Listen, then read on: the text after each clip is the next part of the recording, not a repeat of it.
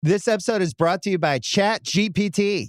Hey, it's Bill Simmons from the Bill Simmons Podcast. Have you guys heard about ChatGPT work? It's the new way to use ChatGPT for bigger multi-step projects. And when you need more than just answers, give ChatGPT work access to your apps and files, and it can create real work documents like spreadsheets, slides, and structured reports. Get started at chatgpt.com by selecting work mode, available on Plus and Pro plans. Fox News is streaming live on Fox One. When it matters most, you want the truth from the voices you trust. Fox News goes beyond the headlines, bringing you the stories you won't hear anywhere else. Live coverage, sharp analysis, real perspective. At home or on the go, stay connected when it counts. Stream Fox News on Fox One. Download today. Is that a breakup? I think we have a situation right here. On the filling station. Sifa, welcome back. Thank you, Tindo. It's good to be here. I expected more enthusiasm because I'm really excited about your story. Shall we try that again? Sifa, welcome back. Thank you, Tindo. It's good to be here. There we go. Now, the last time we spoke, you had a newborn, and you just looked and you were like, Sad was not normal. So let's go straight into it. What was going on? All right. So I was at the hospital. I'd just given birth. And then Sad came to see the child, right? So I had to change him. Then whilst I was changing him, I think my mom was actually in the middle of something. I actually saw Sad having to peep, trying to see the child's privates. So when I noticed that also made me curious to say, okay, what is he looking at really? So I also checked, and in my head I'm thinking, okay, there's a difference because I'd never seen anyone else besides him. So I didn't really know what was normal and what was not. So Sad was the first guy you had sex with. Yeah, you did say, right? Yeah. Yeah, he was. So his thing was the only thing you had seen? That's the only thing that I'd seen my entire life. Mm-hmm. So when I then looked at the child's, it was different from his. You get it? He just had a little stub. And then for my son, it was dropping down a bit. So then it meant he was small, I think. But I didn't know. I wasn't sure. This is just what happened in the hospital and what I was thinking in my head. But now what I'll do is I'll fast forward so that I can just give you the confirmation that it was actually true that there was a problem somewhere. Right. So remember, on the last episode, I was saying I knew there was a problem because we didn't have sex like a number of times. It was once in a while. We would go months on end without. And when we had, his thing would just rise. But if you try to touch him or if he tries to touch me, it goes down. So the moment it rises, you just need to, put it on down there. And then he just comes there and there as well. So there wasn't any proper sex. You would not feel it. It was just one of those things that it goes up. He just wants to put it there and then he comes. So, okay, this is going to sound like a stupid question. Okay, ask. So how did you get pregnant? Because you couldn't feel it. You couldn't even feel it inside you. He would come. You get it. The moment he just puts it on me, he would then come. Though I would not feel it. But obviously the tip would be there. You get it? Sure. Yeah. Okay. He was very fertile.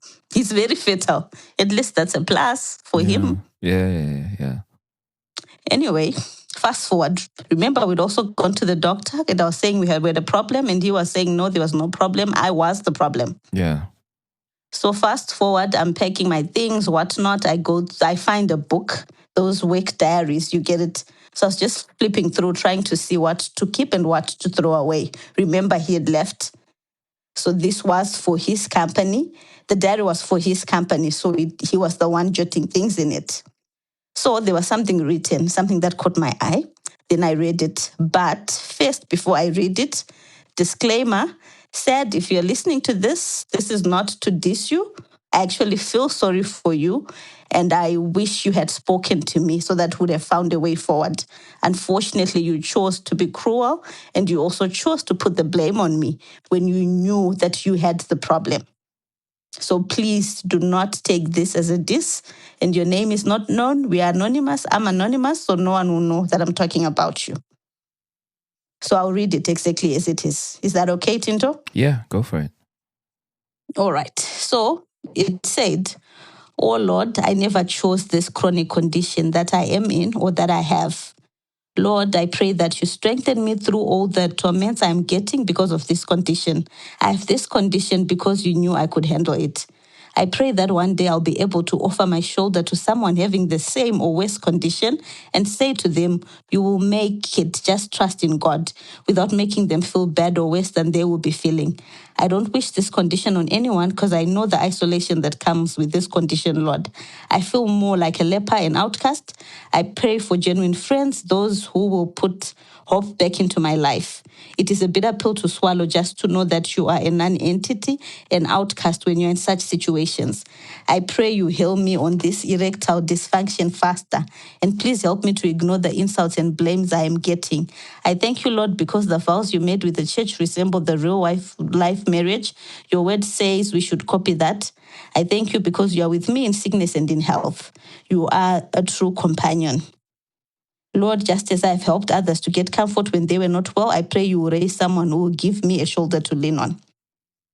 Thank you, Lord. That was Sad we had written there. But in as much as he wrote, I couldn't give him a shoulder because I didn't know what the problem was. You get it? Yeah. I didn't know. When I tried to say, Sad, there is a problem. Let's go to the doctor. He put the blame on me. But clearly he had a problem and he knew he had a problem. And because I was naive, I'd never slept with anyone.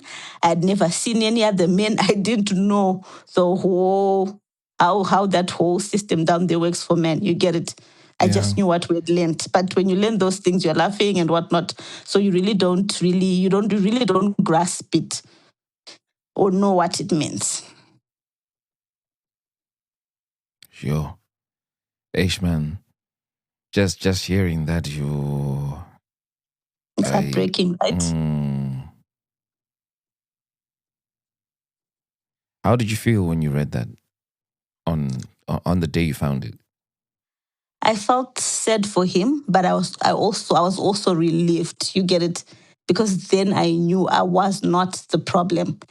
And it's unfortunate he made me to be the problem instead of us dealing with it. Because I stayed with him for almost 5 years. If I wanted to leave or if I had known he had a problem, I would have left. But I was there. Sure. You see? So in a way, it was relief. But also I felt sad for him. I felt sorry for him. I was also thinking, okay, so what is he going to do? You get it? But again, I couldn't reach out to say, Sad, I've gotten this, I've picked this, and I've seen that you wrote this. We can't even have that conversation because we don't talk like that. Yeah. We don't talk totally. We don't see eye to eye. So I could not have a conversation with him. But I wish I could have to say, you know what? You can get treatment. You can go and find help. You can get help. You can do this, try this. So sorry, remember, you found this during the relationship, right? This. No, it was after. Oh, it was That's why I was saying fast forward. Yeah, it was actually way okay. Yeah. Okay. way after. When you said fast forward, I thought you were still in the same relationship with him. No, I'm in the same. We were out. This was like later. Yeah. Okay, when I say later, isn't we were staying in some city, then I decided to relocate. Yeah. So on relocating, that's when I was packing stuff. And that's when I found that diary, yes. And he had left already.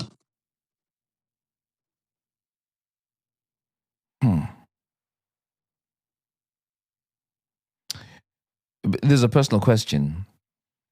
But when he actually got the erection, because some men are growers, some are showers. A shower, it just looks big in J, right? Anytime is tea time. When it's a bit flaccid, doesn't look too different from when it's erect.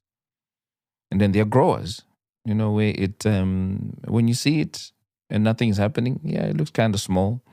But then when you get in on the action, it surprises you. Like, whoa, okay, how did he get that big? What was he? You were still small. Oh. You were still small. So on top of the erectile dysfunction, he actually had a small one. Yeah. Yo. But if he could use it, like some women say in the groups that you see, if he could use it, then it could work. So his didn't work totally. For it to come up, I think he would have to touch himself. That process I would not see. Then once it's up, he just says, come. Then, I'm coming. So what, would you see him touching himself? Or you're just imagining you would do that? I think at some point I did. Mm-hmm. But like I'm saying, we hardly had sex. So I can't really say, what he would. But I think at some point I did. I saw him actually trying to get it up. To get it up, yeah. But then if I try to touch him, it would not come up totally. Totally. Yo. What I like is the fact that you said to him once upon a time, dude, can we talk about this? Because and I even took him to the doctor. Yeah, you even took him to the doctor, and the doctor didn't seem like he really focused on him. I'm just thinking about the conversation from your previous episode, because he was blaming you, and he was like, you're stressing him out, and then the doctor said to you, hey, chill. Mm-hmm. The sad part about this is just like a situation when a woman fails to conceive. The blame is usually on the woman. In as much as the man might have issues, sperm that's not strong enough or issues. Usually the blame is on the woman naturally. So I think that's what happened with that doctor as well. Yeah. Naturally the blame was on me. And the sad part is I'd actually spoken to that doctor before because he was giving me tablets, antidepressants. Yeah. So I'd actually told him about my situation because when I would talk, what's stressing you? Why is it like this? Then I would tell him. So that when I went with Sad, I thought he would handle it differently. But Sad was quiet. He was quiet. He was soft-spoken. So you'd think, he's not the crazy one. I'm crazy. Yeah. Yeah. I just looked up erectile dysfunction and its physical impact. The first thing it says is that there's reduced sexual satisfaction. There's difficulty in maintaining an erection, which can hinder sexual performance. I mean, that is obvious in what you've just described. And then it's got a section that talks about emotional impact, and it says there's lowered confidence. So men may lead to feeling embarrassed or inadequate, leading them to have decreased performance and lower self-esteem. And here you are saying that he was a fairly quiet man. And then it says that it increases a man's anxiety and depression.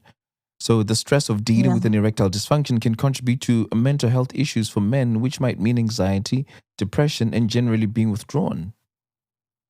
Then it also adds that it adds to relationship strain and that erectile dysfunction can create tension between partners, leading to communication issues. And clearly you've just said you had communication issues. Yeah. And emotional distance. Yeah, and then it was huge. And then it's got the last bit that talks about daily effects. It says erectile dysfunction can also influence various aspects of daily life, which are normally marked by social withdrawal.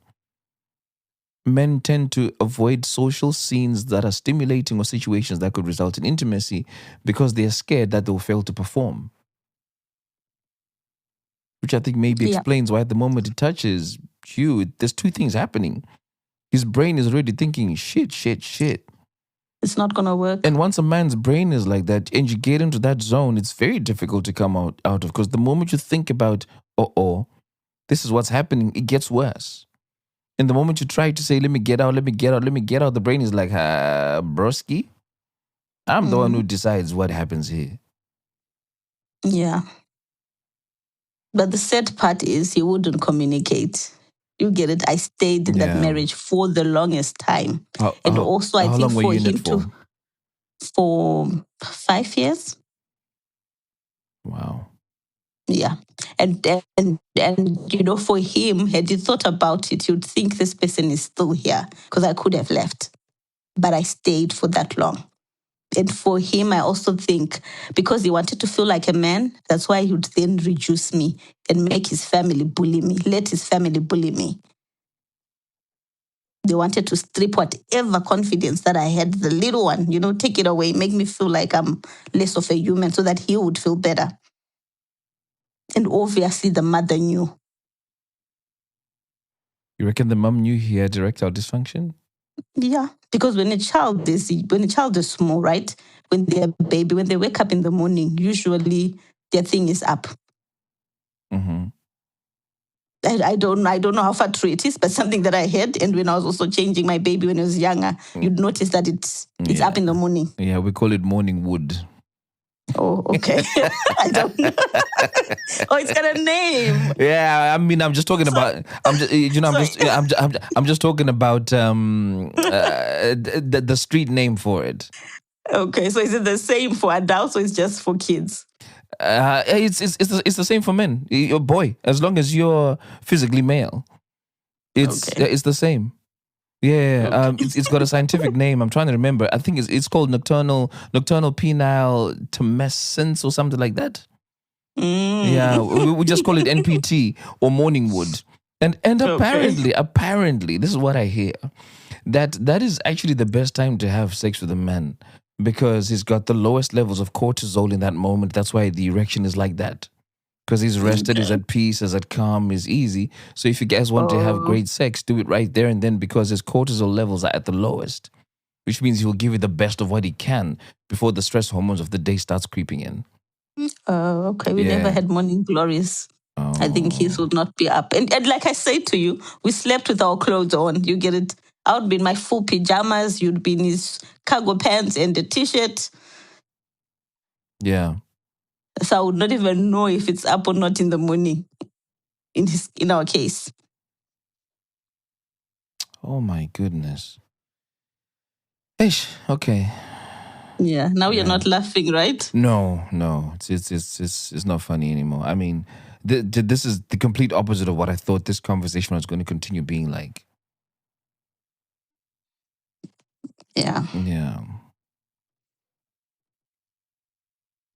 Anyway, do you still want to dissect that or I can move on?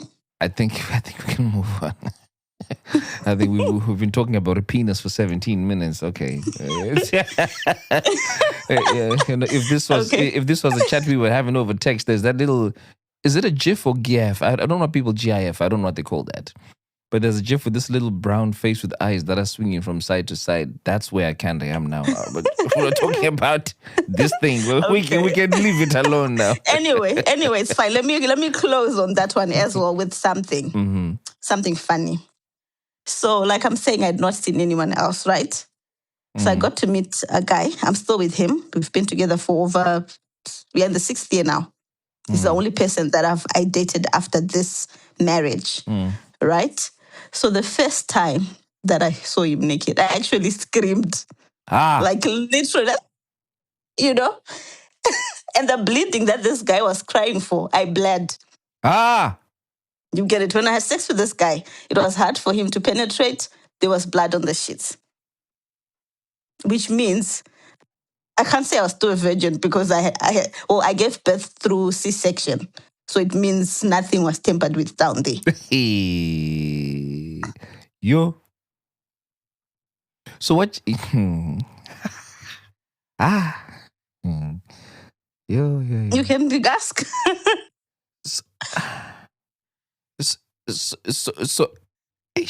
So you're pregnant without losing your virginity. We can put it that way. Damn. We can put it that way. Because this guy broke me. You get it? It was painful. It was hard for him to penetrate. It was hard for him to... It took him long. You get it? And he had to coax me to say, relax. And also, you're tense because it's like the first time I was doing it with him. Because I'd never done it. When this guy did it, like I'm saying, he didn't penetrate. He didn't get in. So I did not feel anything. Yeah. And also I would wonder, why am I not feeling anything? Is it because I'm abnormal? Or what? Am I too big? You don't know. Yeah. So when I then did it with this guy as well, and also when I saw him, like I'm saying, I screamed. I actually screamed. He's like, what's wrong? Why did you scream? Am I too big? He's like, am I too big? And I'm like, I'm sorry. I was confused. Yeah. I was confused. See if you've been through a journey, bro. Yeah. So also, Sad, if you know, you are listening, I bled. yeah. Oh, Yeah, well. if you're listening, I bled. You had an issue with me not bleeding, but it was with someone else. Hey, I hope he's not hearing this so he doesn't hear this because I don't know. No, he should actually listen so that he knows I'm aware. You get it? So that he knows I'm aware of this. So he should listen. He should know that I know. Yeah. Because for the longest time, he made me feel less of a human. You get it? He made me feel as if I was the problem, as if I had issues, when he knew he had issues. That was also cruel of him. Because we should have talked about this. And we should have said, you know what, okay, fine. You can't penetrate, but touch me this way, do this, feel good, or I'll come. You get it? The conversations that we should have had. He would not even touch me. Ish. He would not even kiss. So, ish.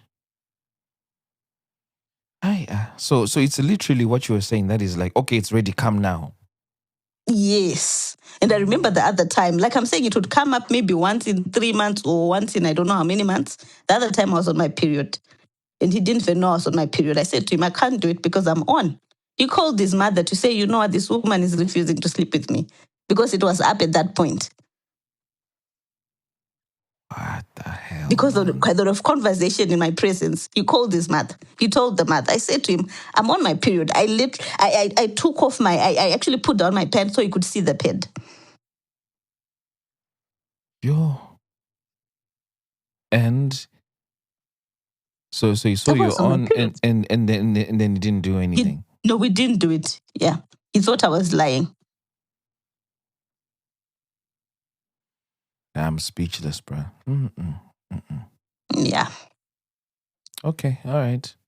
So this guy that you now start seeing, you see that he has what I assume is a normal sized penis, but you had no basis for comparison between whether his was normal or not. You just knew where you were coming from. This is it. You screamed. You had sex. Yeah. It was painful. I bled. You almost say that with a lot of pride. You know, the way he came to me to say, you know what, people at my workplace told me that you're not a virgin. And also you're not because you didn't bleed. You did something about it. So it's not possible that you were a virgin. So it's as if he was rubbing that in my face to say, you know what, you were not a virgin. Yeah. And yet I knew, and he probably knew. And he knew what he was playing at. So yes, I feel proud about it because I know I slept with someone who appreciates that, you know what, I found this woman, she wasn't sleeping around. And he actually talks about it even to this day. What does he say? No, he just says, you know what, I'm surprised that you have 2 children and you bled like that. You get it? So both your kids were through C-section? Yeah. And I also never got like the nurse putting their hands inside me. You know how it is when they do it to some other women? Mm-hmm.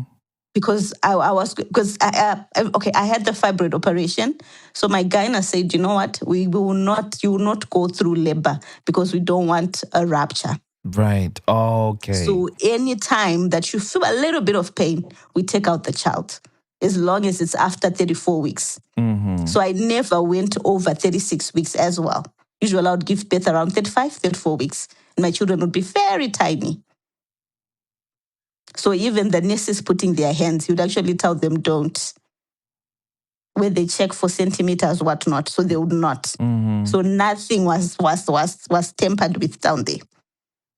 Mm-hmm. So when this guy came, he found gold. Yeah.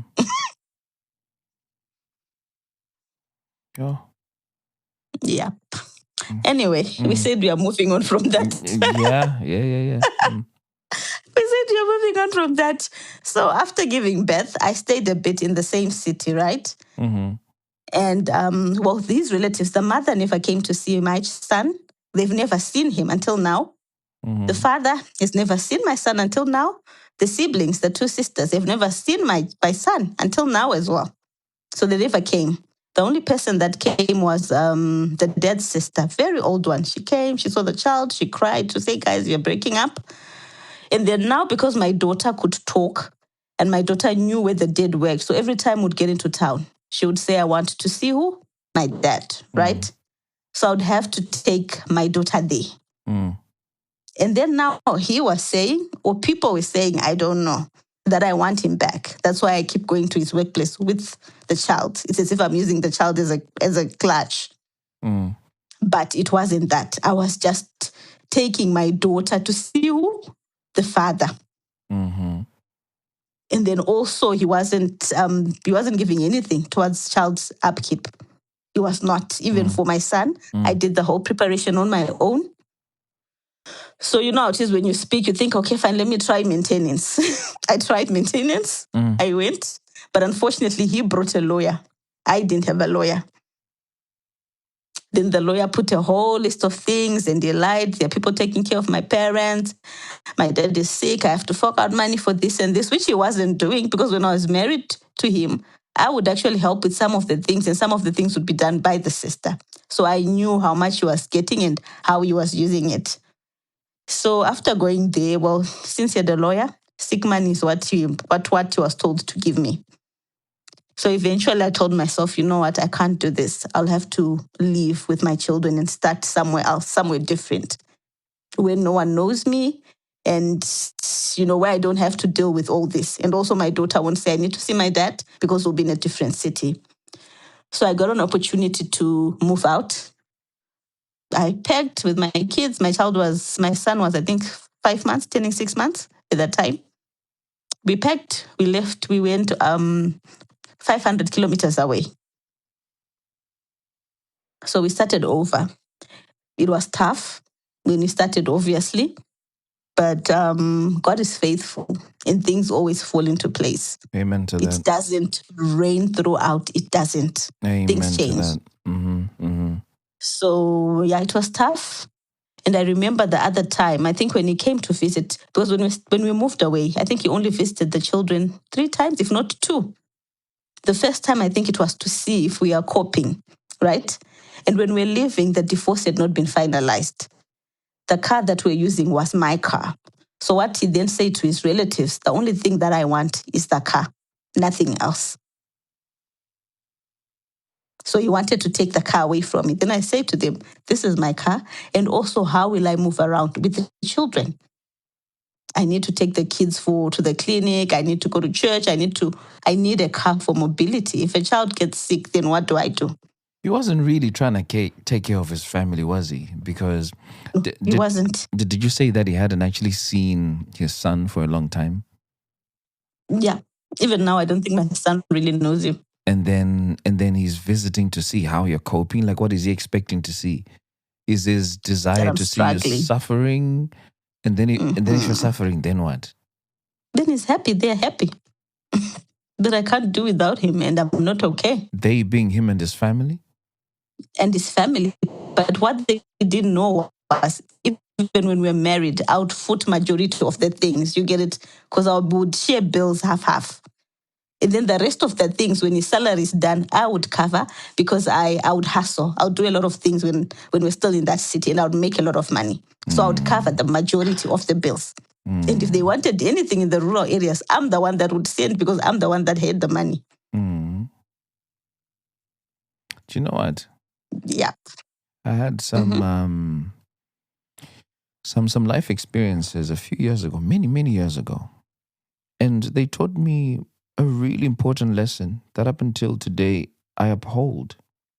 Because I think it's true. And I've seen it happening not only in my life, but in the lives of many people around me. It's just basically never be punitive. Do not do something with a punitive mind, with the hope that somebody actually gets punished.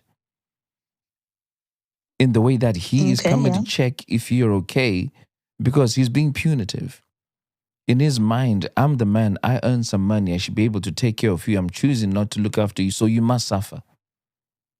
Yeah. So he's being punitive. I learned to never be punitive because shamu yamwari no rwadza. I actually have that written down on paper from many years ago. Okay. And it has helped me navigate a lot of very difficult situations. Never do things with the mindset of saying, okay, if I do this, then this person is going to suffer because shamu yamari norwadza. And he will do better things for you. So when this guy is coming and is checking, Gudi, to what level are you suffering? He's being punitive. Yeah. And guess what? I bet you na nasaruru ne shamu yamari norwadza sterek.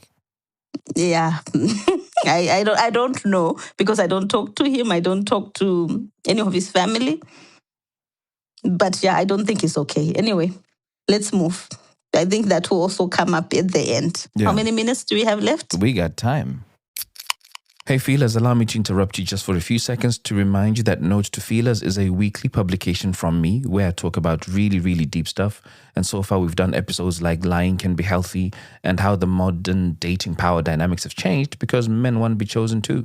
And more recently, I've done publications about consistency being a trap and 5 signs that your relationship could be over. If these are interesting to you and you want to be a part of the Deep Feelers crew, please click on the link in our bio and choose to receive the Note to Feelers publication every week. Trust me, you will enjoy this. Okay.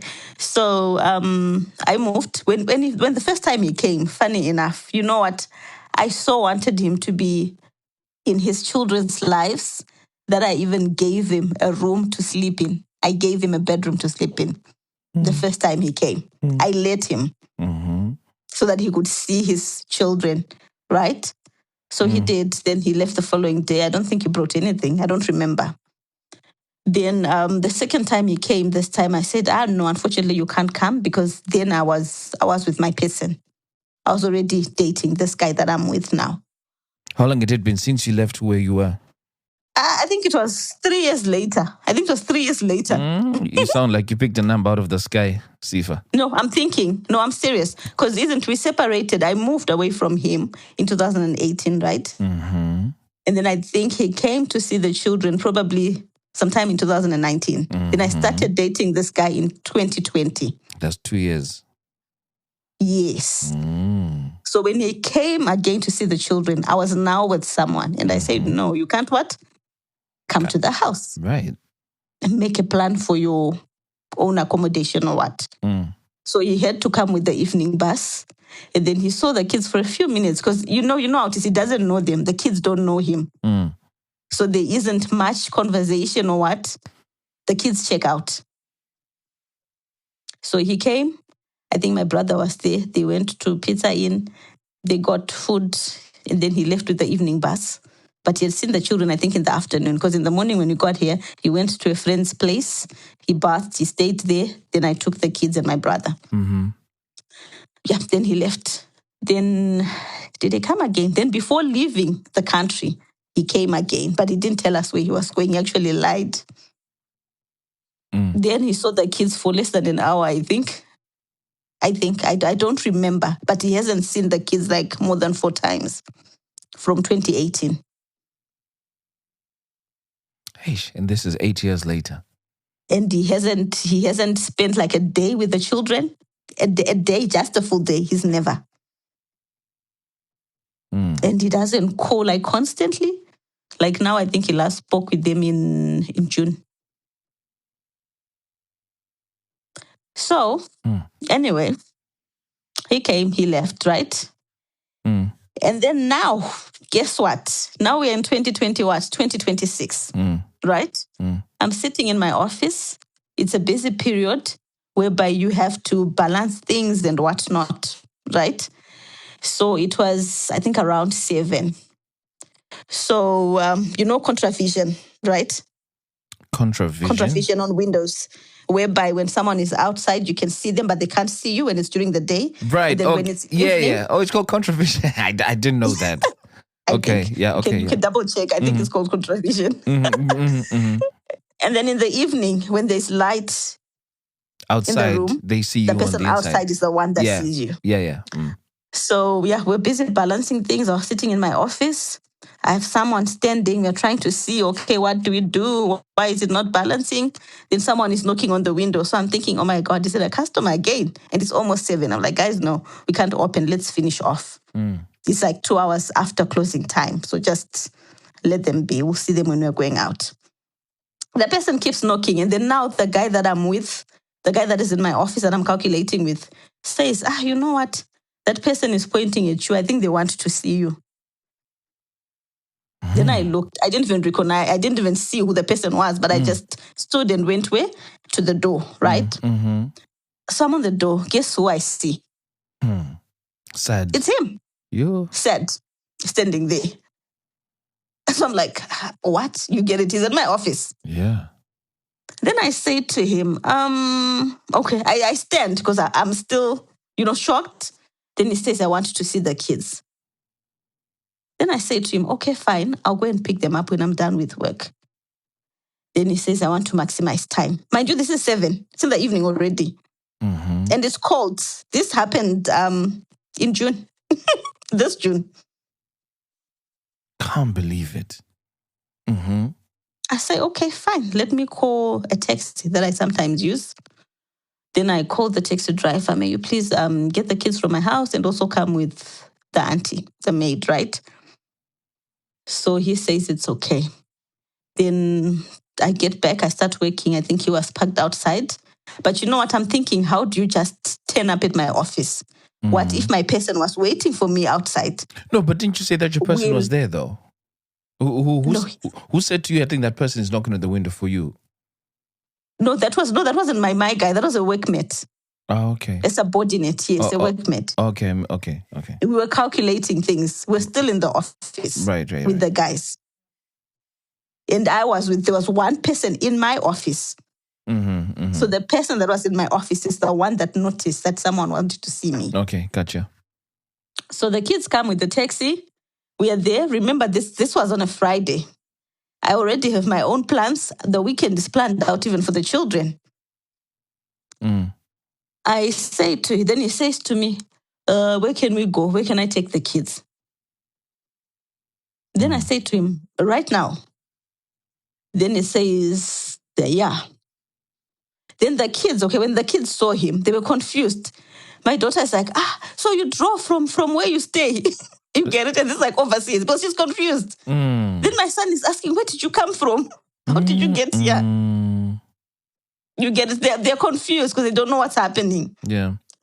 So he says, where can we take the kids? And I say to him, okay, we can take them to this place. But you know what? In future, please communicate so that I can put you in our plans. Yeah.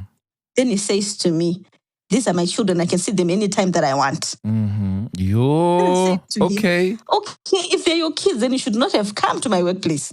You should have gotten your kids and gone wherever you wanted. Right. The fact that I'm involved, you have to tell me because I will have my own plans. Then he said, so I'm wrong again. I'm always wrong. Mm-hmm.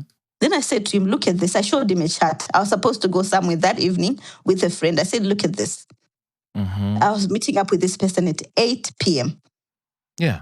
So now I have to cancel. Mm-hmm. Then I showed him the plan for the following day. I'm like, you see, your daughter is supposed to be at church at this time, and then they're supposed to go for baking at this time. So now I have to fit you in or rearrange. So if you tell me in time, I know how to what? Yeah. Put you in the program. Mm-hmm. Then still he was being, so what are you saying? I can come anytime, what? And I'm like, dude, you know what? You can come anytime, but don't involve me. As long as I'm involved, you have to tell me. Mm-hmm. So still there was that animosity, you get it? Mm-hmm. There's still that animosity. We never understand each other. We never understood each other when we were married. We still don't understand each other, even now. Mm-hmm. It's basic courtesy, common courtesy that you ask, are you there? Can I come? Is it not? Yeah, it is. Can you just rock up at my house and then you say, I'm here to see you? Is that okay? Mm-mm. Can I rock up at someone's house and say, I'm just here? Or at someone's office? What if they're not allowed visitors? Mm-hmm. You see? And in this case, I'm saying, what if my person was outside? You'd think, you know what? I had already spoken with this guy and we knew it was planned. Yeah, it's very difficult to justify that position when you're in a situation like that now. Anyway, he said, okay, fine, follow us. I drove. We are going. I'm thinking he's behind us. He's not behind us. Probably was catching a breath. My daughter says, he's not behind. What do we do? I was like, call him. Then the girl calls the dad. The dad says, I didn't see where you went. So we had to drive back to go and get him. And then he comes behind us. So we are going. Anyway, just for laughs, my daughter says, you know what? If we didn't have anyone behind us, would have gotten there already. Now we are very slow. She's funny. Anyway, we get there. Remember, I'd gone with their auntie, right? So they sit, the kids now want to play. He says, you can also sit. I'm like, I'm sorry, I can't. I'll have to wait in the car. Then it's like, why not? He's just sitting and eating. Then I said, like I said to you before, my person doesn't know you're here. If I'm to sit with you and he's told that I'm sitting with someone, how do I explain it? Yeah, it's a danger. Had you told me, I would have advised him that you are coming to see the kids. But he doesn't know. So I cannot be here with you. Then he just looks at me again with that look to say, you know what, this woman is just a problem. I guess. It was just a look. He wasn't getting it. So I left. He wasn't getting it. So I left. I went. I sat in the car. And he didn't take time. You know, he doesn't really spend time with the kids. When he comes, he doesn't. It's like, okay, I get you food or I get you pizza and I leave. He doesn't really like say, okay, fine, I'll spend the day with them. What can I do? Or let me take them out. You know, for them to bond. Before the place even closed, remember he got to my office just before 7, right? Yeah. And that place was closing at 10. Before it even closed, they were already there, the car. They were done. Bruh. And then he comes, he says, I have things on what for the kids. Then the things are put they're put in the boot of my car. And I'm thinking, wow, he got a lot of things, right? That's what I thought at first. Then I said to him, may I please have my taxi money? And if you can, also my fuel money. Then he says, what for? I don't have money. Right? Then I said, no, this wasn't on my budget. I wasn't going to get a taxi and I wasn't going to come here. And I have plans for the coming days with the kids. So my things are already budgeted to the T. You get it? And also because it was the kids' birthday month, the kids had told him, but he had not done anything. You get it? Yeah. So obviously I was planning with my own pocket at that time. And then he says, I don't think you have changed. I have big money. What? I'm like, how much is it? Then he says 50. I'm like, just 50. I have changed. Give me. Man says I got big money, but it's $50, you know. Yeah. So I said, okay, fine. He gives me, then I get them. It's like, at first you were saying, you know what, I don't have money. Maybe you can just put it down. Then I'll give you some other time. What? I'm like, no, this one I need it. Since I had some plans. Then, okay, fine. So tomorrow, what time are you seeing the kids? Again, instead of saying yes or no, he says to me, I'll tell you 2 hours before. You want to tell me 2 hours before? Why? Tell me now. Don't you know your day? 2 hours before. Anyway, we left. We got home. We are checking the things out, the things out that he had brought. Everything. The girl doesn't fit. Everything. And it's not even her style. Everything. Because she didn't ask. He doesn't know these children. Oh, my God. Okay. Everything didn't fit except for socks. And the things didn't look... Well, probably they were new, but they didn't look new. You get it? They were new, but they didn't look new. So my daughter is just looking like, okay. She just leaves the thing. My son, it was a heap of things again that he wouldn't wear. He's looking, I'm saying, do you want to try? No one wants to try because, it's not anything that they fancy. My son likes Spider-Man. He's at that age where you buy him everything with Spider-Man. You get it? Yeah. I think you have a boy, you know. Yeah, I do, yeah. That there are stages when a child wants something and you just have to add that. If you don't, they'll look and they'll ignore it. It will be a non-event, pretty much. It will be a non-event, yes. So that's what happened there. Then the following day, we wake up on Saturday. My daughter's like, we haven't seen our dad. What do we do? Then I'm like, you can call him. I don't have a problem with calling with them calling the dad. You get it? Yeah. Then they call. The dad says, I'm leaving. And guess what? He was passing the suburb where we stay. He says, I'm already on my way out. But it sounded like he was sleeping. When they got off the phone, my daughter's like, he sounds like he's in bed. And he's leaving without seeing us.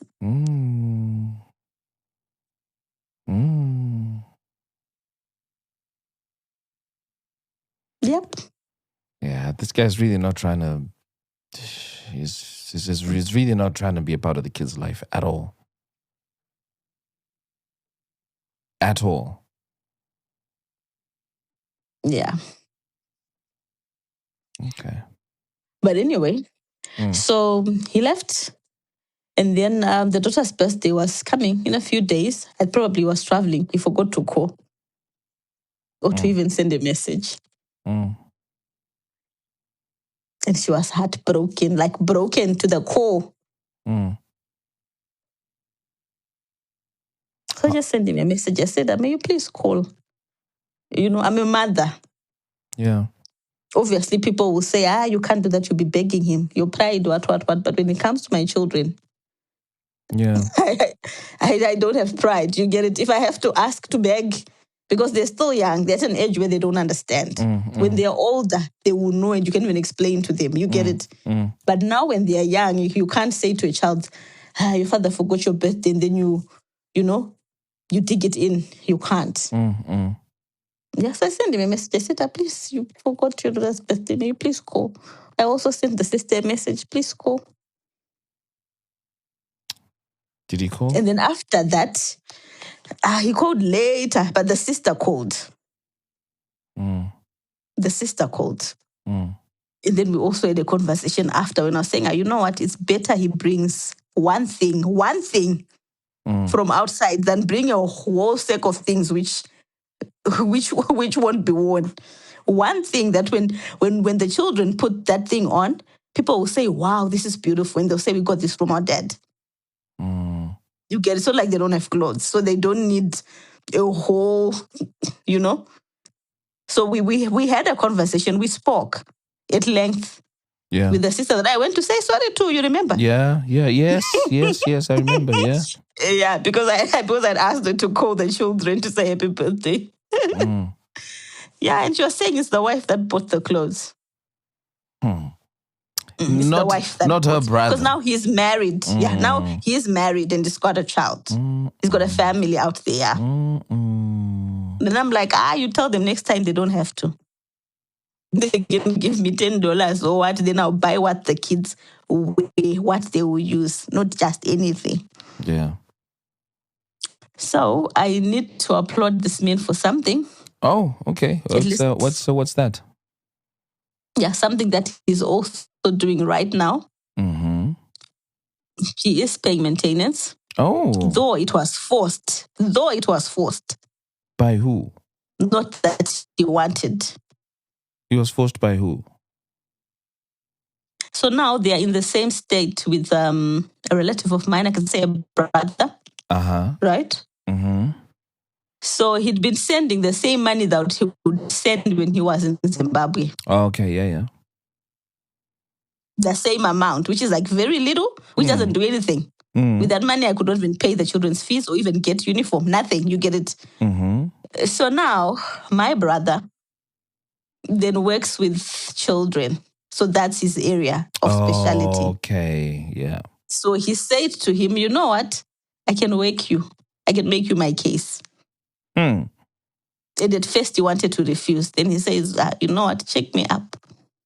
So when he realized that my brother was serious, he then went along. Then they had to sign and whatnot on the new agreement and on the new money that he was to give me. Because he said, you're in my state. You can be deported. Or the money can be taken from your salary, straight from your employer. And I can't do that. And if I'm doing that, then it means you're going to be paying more with the way that they do it out there. He would be giving us probably double or even times 3 of what he's giving us. Yeah. So that's how they go to that agreement. And that's how he started sending the new amount. But yeah, I won't say how much it is, but I'll just say, of course, at least it's something. Thank you for that. If you're listening, you are doing well. We appreciate. Sifa, man, I have nothing clever to say, so I won't even bother. I'm just happy that you're in a decent place where emotionally you sound like you're in a good place emotionally. You sound like you're in a good place sexually. You sound like you're in a good place financially. All I can do is celebrate that for you. And also celebrate that you had the strength to come and share this with somebody who could be going through something similar on this podcast and who listen to this podcast right now. So I just want to say thank you, Sifa. In fact, I just realized your name means praise. I just want to praise you. Oh, thank you. Thank you so much. You're welcome. And I'll just play back your lessons. Lesson number 1, when the gut whispers, walk away, don't negotiate, run. Yep. Right? You should have run a long time ago from the situation. Mm-hmm. Number 2, a leopard never loses its spots. This guy's behavior towards you, the way his family was towards you, and how he eventually was with his kids is very clear that he wasn't changing. Yep. Number 3, submission when done in love is free, but becomes oppression when forced. Yeah, I see how submission came at play. He almost didn't give you an option, did he? No. Right, you had to be that way. Yes. Can I add something on this one? Yeah. Now I will gladly cook for the men that I'm with. Yes, I'll gladly Sifa. do his laundry. He doesn't have to ask. You get it? He doesn't have to ask me. I'll do those things gladly. Unlike with him, I couldn't because there was something missing. Yeah. Now you're doing it effortlessly, is what they say. Effortlessly, yes. Yeah. And then number 4, marry someone you truly love, so forgiving can come easy. Yeah, that's deep, man. That's really, really deep. I like that. And then number 5, be extremely careful who you have kids with, as the lives. As this lives with you your entire life. Yeah. I hope someone who listens to the podcast doesn't mind me saying this, because they came into the DM and they asked me a very pertinent question about where they were in life and how keen they were to have children. And they were more keen to have children than worry about who the person is. And all I said was, if you're worrying about a biological clock, that should be the list of your worries. You should worry more about who you have your child with. Because that is for life. Yeah. I've got an uncle who I absolutely love to bits. He's not even an uncle. Uncle is my father's best friend. He's in his 80s. I call him, we talk for hours every other weekend. And one thing he always says is, I still think about my children. And his firstborn is now 64. And he goes, I still think about my children. So imagine at age 64 as a child, you're still tied to this human. Wow. And imagine if you'd had it with the person who you would rather not have had it with. That means you're still tied into that mess into your 80s, bruv. You know? So yeah, that is a really powerful one. Be extremely careful who you have kids with, as this lives with you your entire life. Sifa, thank you so much for sharing. Oh, you want to add? Before you go? Yeah, go for it. Yes, to the last one. It's also heartbreaking for a mother, for those that want to have kids with anyone or just for themselves. It's heartbreaking for a mother to see their child without a father. Children need their father. So if the father is not there, you are crying, not crying per se, but you're hurting, you're bleeding for your kids. So don't just have children with anyone. Please don't. I like that, and thank you for saying that, eh? Yeah. Thank you. You may close now. Yeah. I see what it's like with my son. We're very close. Very close. I'm very proud to be a father. Very proud to be a dad. Wow. Well done. And he often budges in when I'm doing a recording and he says, Papa, I'm just here to tell you I love you. He gives me that hug, he gives me a kiss, and then he runs away. And just the other day, I was saying to me, I'm keeping track, you know. I want to see the point in which you stop giving me these kisses to say to me that you love me. Yeah. And he's like, no, even when I'm a teenager, I'll still do that. I've actually recorded it. Wow. So I get it when you say that, it's nice for kids to have, their mums. There's some kids who don't have mums. And their kids who don't have dads. It's just nice if they can have the best of both worlds. But it's not worth fighting for that image of mum and dad when mum and dad can't be complete and wholesome within themselves. I actually think if there's a reason to leave, it should never be for yourselves. It should be for the child. Leave for the child so that you're a better version of yourself. And and children will see that shine right through you. Yeah. Cool. Thanks. You guys have been listening to another episode of The Feeling Station. I'm your host, Tinto. And if you buy enough coffees, I'll catch you really soon with another episode of The Feeling Station podcast. Peace. Tell me what you're feeling. Satis andaro raini and chake zaini. Tell me what you're feeling. Now that it's over. Satis andaro raini and chake zaini. Let me talk about my feelings. Let me talk about my feelings, yeah. Urudoi motor noto kujidziro amai. Kujidziro amai. Love is a fire. Urudoi motor noto kujidziro amai. All up in my feelings. I'm all up in my feelings, yeah. This episode is brought to you by ChatGPT. Hey, it's Bill Simmons from the Bill Simmons Podcast. Have you guys heard about ChatGPT work? It's the new way to use ChatGPT for bigger multi-step projects. And when you need more than just answers, give ChatGPT work access to your apps and files, and it can create real work documents like spreadsheets, slides, and structured reports. Get started at chatgpt.com by selecting work mode, available on Plus and Pro plans. Ouch. This knee is killing me, but I can't stop training. The marathon is in 2 weeks. Let's get on ZocDoc and find a doctor to take a look at that for you. Okay. Here's a review. Dr. Craddock really takes his time. No, I don't have time. What about Dr. Charles? His patients say he can help find a quick fix, and he's in network. Great, now we're talking. Book it. Booked. 1 mile down, 19 to go. Bring it on. You've got options. Download the ZocDoc app today.